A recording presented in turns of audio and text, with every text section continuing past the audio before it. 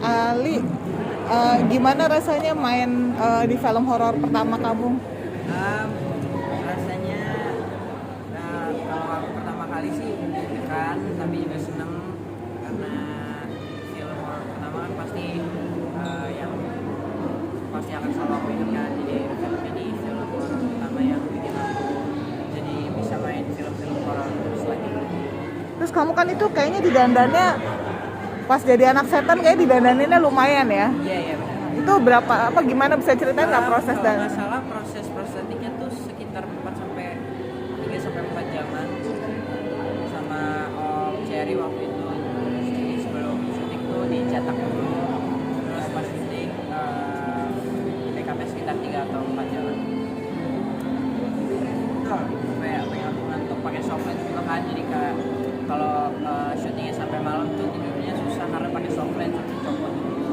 Ntar kalau mau dipakai lagi tuh kaget nggak ngeliat? Itu full topical make up ya, dari giginya semuanya. ya. Kaget nggak ngeliat hasilnya? Iya dong, kaget dong. Tapi kebetulan ada body double juga yang pakai prostetik juga, jadi itu cukup bagus sih. Nah, kamu ngeliat diri kamu sendiri kaget nggak? Kaget dong, kaget banget. Tapi kan kebetulan kan belum nonton nih, jadi aku ingat itu cuma dari ingatan doang sama trailer. Oke. Mas Rizky kayaknya lagi banyak banget nih main film.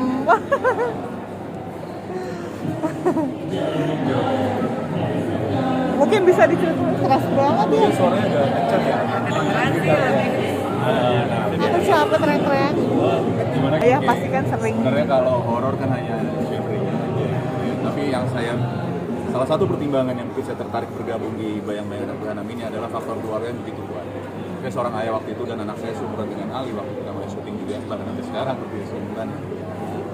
Dan saya pikir ada pengalaman pribadi saya yang bisa saya masukkan di situ sebagai seorang ayah pada anaknya dan sebagai suami kepala rumah tangga pada umumnya. Saya pikir ini cerita yang bisa terjadi sama siapapun, bahwa kita mulai pernikahan adalah sepasang suami istri yang saling mencintai dan muncul anak. Nah pertanyaan apakah dengan anak itu akan bawa isu baru, mempererat, atau jadi ada isu yang mereka tidak bisa jembatani sehingga jadi masalah baru. Nah kemudian ternyata kita itu ditampilkan di film ini yang dalam prakteknya tidak mungkin jarang terjadi di keluarga umum ya, tapi sudut pandang yang tadi saya bilang saya pikir bisa saya terapkan untuk memperkuat aspek emosional di film ini di luar aspek kengerian dan horor itu tadi.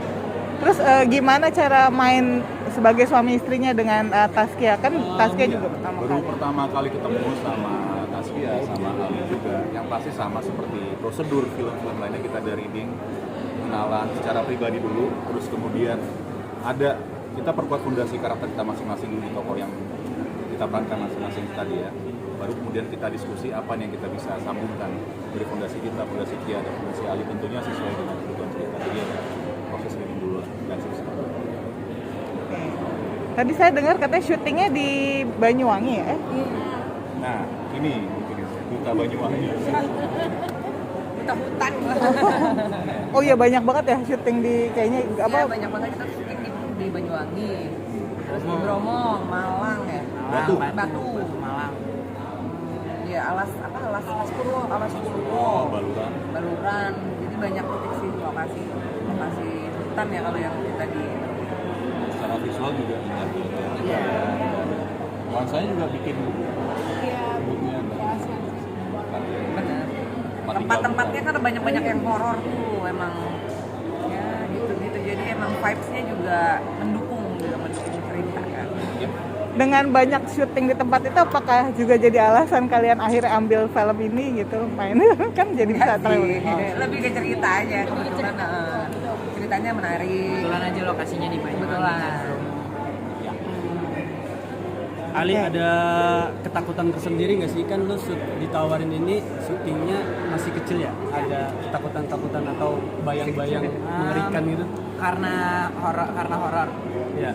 Jujur enggak sih, karena aku tahu karena kalau syuting kan waktu itu banyak orang dan aku juga udah tahu kalau konsekuensinya syuting film horor, hal-hal mistis yang akan terjadi di set. Tapi kebetulan aku kurang ingat, tapi aku tetap berusaha untuk berani walaupun agak takut-takut gitu.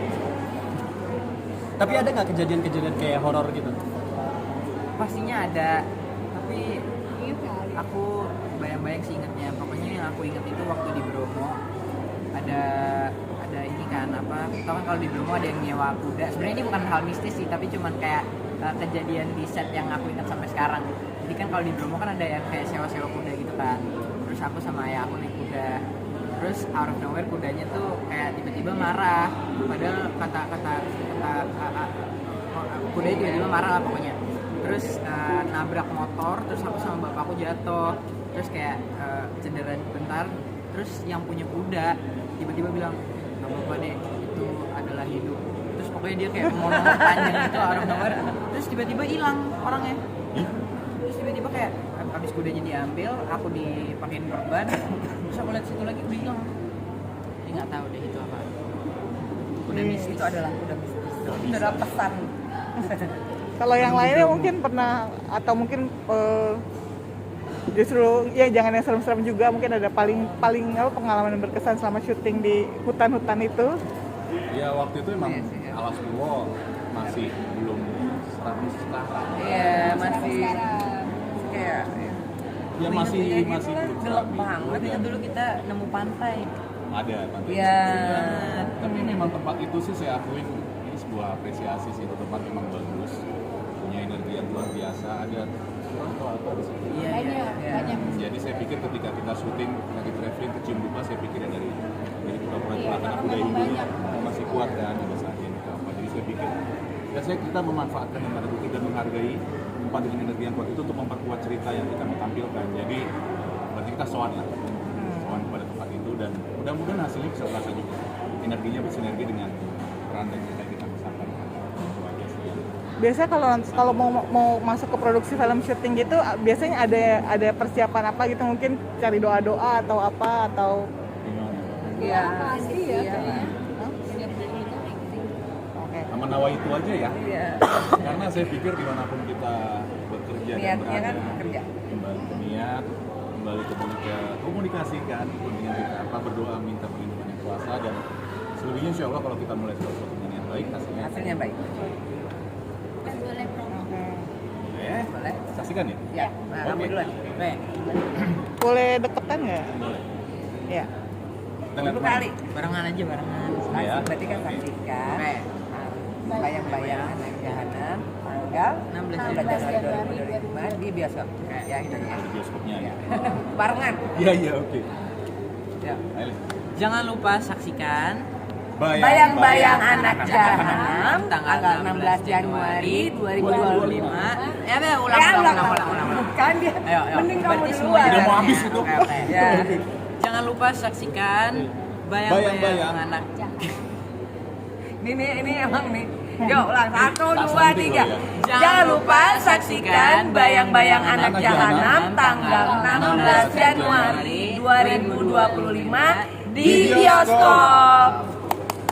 Terima kasih. Terima Oke. kasih. Boleh foto satu kali lagi boleh nggak? Boleh.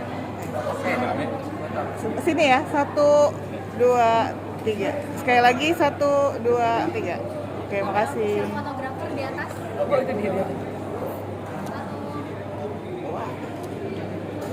Sekali lagi 1, 2. Lucu loh dia.